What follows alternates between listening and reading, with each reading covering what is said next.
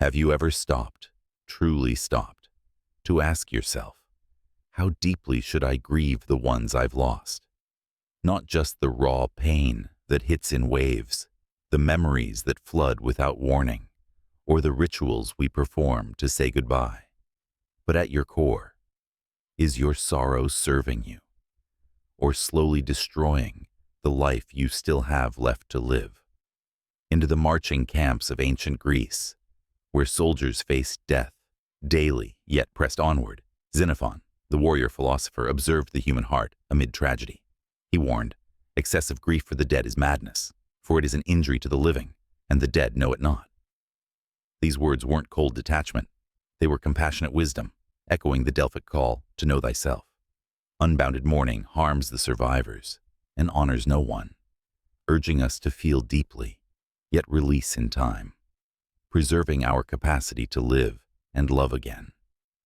But what does that mean?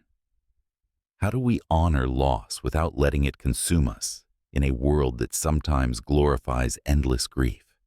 Every day, we carry invisible weights. What memories trigger tears years later? What guilt whispers we didn't grieve enough? What society expects in mourning periods? From the quiet of mourning, we wrestle with absence. Anniversaries reopening wounds, photos evoking ache, choices shaped by lingering sorrow. And in this wrestle, we rarely question, am I healing through grief or harming myself with its excess? Are you allowing sorrow its due, or letting madness steal your remaining days? Countless lives dim under prolonged grief, realizing too late that excessive mourning isolates, paralyzes, and dishonors the departed by halting the living. Joy forsaken, connections neglected, potentials buried with the lost.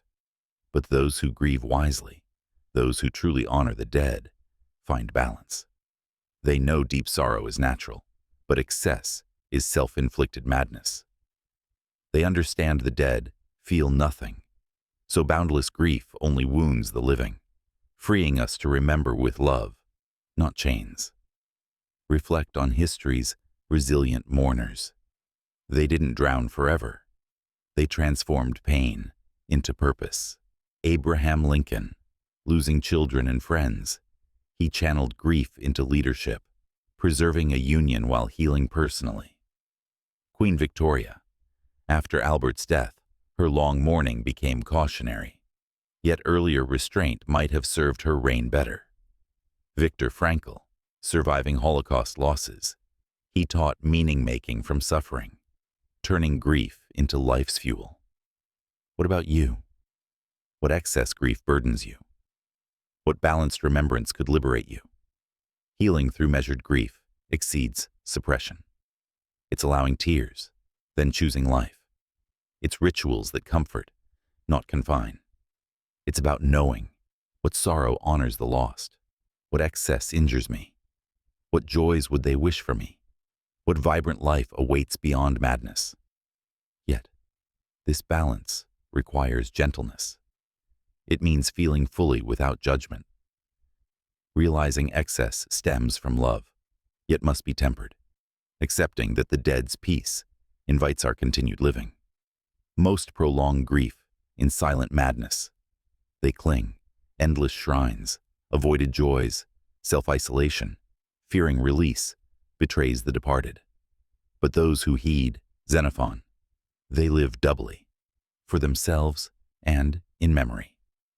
Ancient Greeks buried with rites but marched on.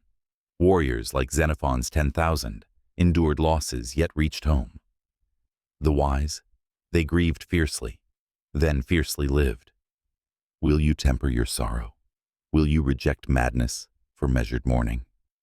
So I ask you today, are you ready to grieve without excess? Not with forced cheer, not denied pain, but by breathing deeply, honoring memories, and asking, does this grief heal or harm?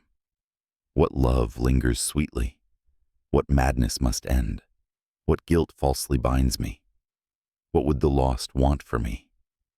And profoundly, what full life honors them best? Because here's the truth. The dead know nothing of our tears.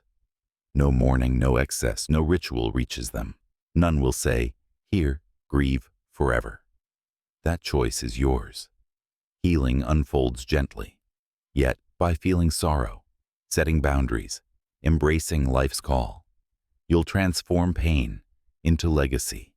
And once you truly release excess, no grief imprisons you. The heart forever carries loss, but your greatest power is in living beyond madness. Because when you grieve wisely, its depth, its limits, its release, no wound festers, no joy is denied, no memory fades. Because when grief serves life, you become truly free. So today, feel the ache, then choose life. Honor the dead by living well, not in sorrow, but strength. Begin the tenderest healing, the balance of heart. Because to grieve without madness is to truly love. If you felt inspired by our journey through the Hellenic horizons, give a thumbs up, subscribe, and share your thoughts below.